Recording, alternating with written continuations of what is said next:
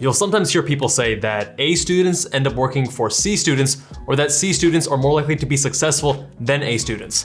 But is there any truth to this? Let's explore both sides of the argument to determine whether or not it pays to be a good student. What's going on, guys? For those of you who are new here, my name is Kevin Jabal, physician entrepreneur based in Las Vegas, formerly in plastic surgery. Now, this is a question I've heard debated for several years now, and although most people would, of course, obviously say that it's better to get good grades rather than average grades, there are some interesting points on the other side of the argument. So first, let's start by discussing the benefits of being an A student. The first of which being able to work within a system and follow instructions. Now, after starting various businesses and having to work with and hire various employees, there are certainly benefits to being a good student. Being a good student shows that you're good at operating within a system. School teaches you to follow instructions and do difficult things even when you don't really want to do them. But some might say, hey, school shouldn't be teaching you things that aren't relevant to your future career. If you want to be a doctor, as an example, why are you wasting time on history or whatever other subject? But I don't necessarily agree with this. No matter which career path you choose, there are going to be parts that you don't like. And being able to do things that you don't like in order to achieve your long-term goal is a key skill that's going to serve you no matter what career path you choose. But I will say that it is more important to work within the box and follow systems closely when you're an employee, and maybe less important when you're an entrepreneur. The next point is that success is usually less a matter of intelligence and more a matter of work ethic. As Alex Hormozi puts it, extraordinary accomplishments come from doing ordinary things for extraordinary periods of time. And interesting side note, he's been very successful as an entrepreneur, and he was also a very good student. Most times, you don't really need to be a genius to be successful. You just have to put in the work consistently to achieve your goals. And for the most part, straight A students don't necessarily cram for exams last minute. I mean, of course, in high school, sure. But when you get to more challenging college majors and in medical school, that's usually not the case. More often than not, they set up some sort of study schedule and they stick to it. Learning to create a plan and then follow through with it and stick to it long term, that's a skill that's going to serve you well in life. Next up is efficiency and optimization. Forcing yourself to be a straight A student also teaches you how to optimize your performance in a way that carries to other aspects of your life. I learned a lot of these lessons in medical school because I wanted to achieve a certain level of performance, and in order to do so, I needed things to fall into place. I needed to optimize my performance. I needed to push a little bit harder. The other benefit is that it taught me endurance. It gave me the capacity to grind out long days so that when I did go full-time entrepreneurship, I was regularly working 100+ hour weeks because that was necessary at the time, and I was able to endure. Stay hard. From med school to residency to even that first year of entrepreneurship, I spent a lot of time and energy optimizing every aspect of my life. Diet, sleep, exercise, even my mindset, because I wanted certain results. And I wanted to be able to work harder for longer. And while I don't push myself as hard now, I still use those lessons to this day. And I've continued to experiment with things like mindfulness, meditation, and breathwork to help optimize my performance, which brings me to the sponsor of today's video, Othership. Othership is a breathwork app designed to help you improve your mood, sleep, energy, and productivity. It's estimated that nearly 20% of adults in the US struggle with anxiety, and nearly 7% experienced at least one major depressive episode in 2017. Although meditation is often touted for its benefits with mental health, it's not for everyone. It can take a long time, it feels really challenging, it can feel like a chore at times. In contrast, breathwork can take as little as a few minutes, and it does have a suite of benefits of its own. The literature demonstrates that breathwork is beneficial for stress, anxiety, and depression, energy and immunity, mood and self-esteem, sleep, and focus. That being said, it can be hard to practice on your own, and that's where Othership comes in. Othership combines music with breathwork to make it easy to shift your mental state in minutes. Whether you have a minute or an hour, Othership has various tracks to help you with things like boosting energy and harnessing productivity, building a routine for deep rest and sleep,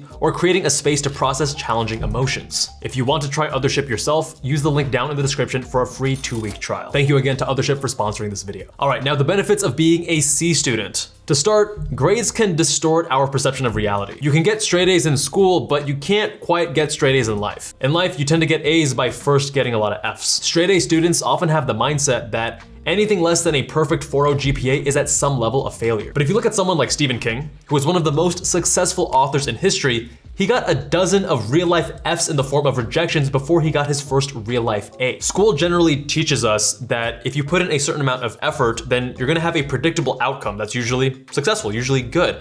But the real world doesn't always work like that. As an example, a lot of business owners and entrepreneurs have multiple failures before they eventually create a business that succeeds. The next point is that C students may think more freely. You could argue that C students are more likely to question things, whereas A students are more likely to conform. For many classes, you're taught to regurgitate answers you're taught by the the professors rather than thinking critically for yourself. I will say though, that definitely depends on the class, on the subject matter, because there are many where you need to think critically, you need to think freely, you need to think deeply to get an A, to get a good grade. Next, you could argue that C students are on average gonna be more comfortable with risk. They may be the students who are more comfortable walking into an exam, not really knowing everything and saying, hey, whatever, I'm gonna try my hardest and see what happens, see where the cards fall. Whereas A students may want more certainty and more information, just like when they walk into exams, wanting to know everything and feeling really well prepared, they may take that same lesson and apply it to other aspects of life. And as a result, they might be more risk averse. Why would I be scared? I can do this.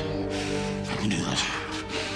I can't do this. Next, C students might be better at developing people skills. The argument here being that less time spent studying nose deep in the books might mean more time with other people and building relationships. Although, maybe they're just playing video games. Oh God, I'm gonna have diarrhea again. Mom!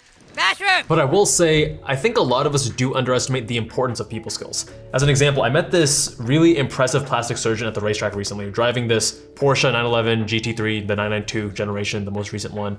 Really impressive car, $200,000 plus after dealer markup. And as I spoke with him more, it turns out he wasn't a very academically gifted student. He didn't go to a good med school. He wasn't able to match into an integrated plastic surgery program, so he went 5 years of general surgery residency and then 3 years of plastics afterward. But he's built a really impressive practice. He seems to be living a happy and successful life, and he attributes a lot of that to his people skills. There's a saying in business that you never want to be the smartest person in the room. You want to surround yourself with people who are better than you, who are smarter than you in some way. And if you let your ego get in the way of that, then obviously it's very hard to do. A students may feel like they need to, beat their chest and be the top dog, whereas C students might be more willing to let someone else shine. And finally, C students will often find the easiest way to achieve their goal with minimal effort. As Bill Gates once said, I choose a lazy person to do a hard job, because a lazy person will find an easy way to do it. All right, so what I think.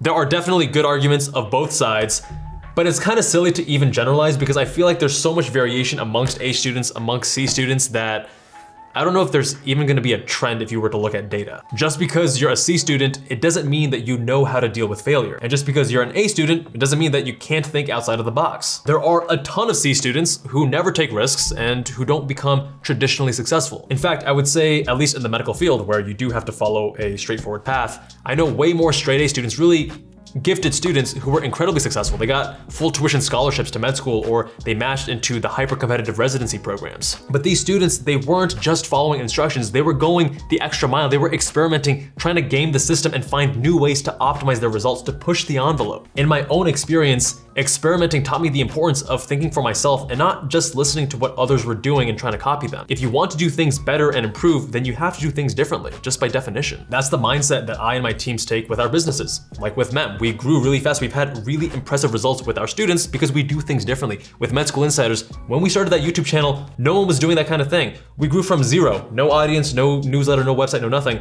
Zero, started publishing YouTube videos to 100K in 5 months. My take is that it pays to be the best you can be in whatever you do. Be a trendsetter, pursue excellence. That'll allow you to both get better grades with less time and less effort, and also achieve greater results, greater success outside of the classroom. And while I think being okay with failure is important, it's not actually necessary in order to succeed. There's this whole failure porn culture in Silicon Valley where people are like, oh yeah, the more times you fail, the better. But there's also a lot of people in Silicon Valley who keep failing and they never have a big hit. They don't actually learn from those failures. The ones you hear about, survivorship bias. So you shouldn't be afraid of failure, but you also don't need to seek it out. What you should seek out is learning and growth. And yes, failure can be a catalyst for this. However, so can success. Regardless, it doesn't really matter if you're a C student or an A student. If you focus on incrementally improving yourself and growing over time, then success is just an inevitable byproduct. Thank you all so much for watching. If you enjoyed this video, then watch How to Rank First in Medical School, The Not So Obvious Truth, or this other video. Much love, and I'll see you guys there.